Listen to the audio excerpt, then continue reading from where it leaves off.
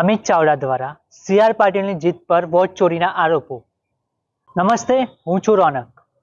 નવસારીની એક વિધાનસભા સીટ જેનો મત વિસ્તાર સી.આર. પાટીલનો છે, તેના પર અમિત ચાવડાએ એક પ્રેસ કોન્ફરન્સ યોજી પુરાવા સહિત વોટ ચોરીના ગંભીર આરોપો લગાવ્યા છે. નવસારીની આ વિધાનસભા સીટ પર કુલ 6,09,000 જેટલા મતદાતાઓ છે, જેમાંથી 40% એટલે કે 2 લાખ જેટલાની ચકાસણીમાં 30,000થી વધારે ડુપ્લિકેટ મતદારો મળી આવ્યા છે. અને જો પૂરી વિધાનસભા સીટની ચકાસણી કરવામાં આવે તો આ આંકડો 75,000થી વધારે હોઈ શકે છે.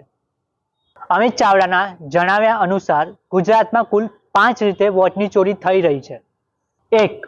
સંપૂર્ણ ડુપ્લિકેટ, એટલે કે નામ, સરનામું, ફોટો કંઈ સાચું ના હોય તેવા મતદારો. 2.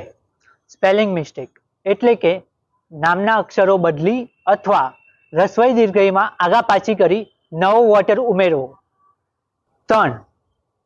એક જ વ્યક્તિના 3 થી 4 આઈડી અથવા એપિક નંબર હોવા. 4.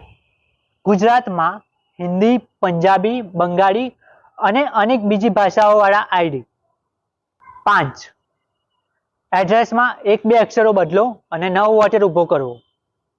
ઉદાહરણ તરીકે એક જ વ્યક્તિનું નામ ઘર નંબર 210 અને ઘર નંબર 212માં હોવું.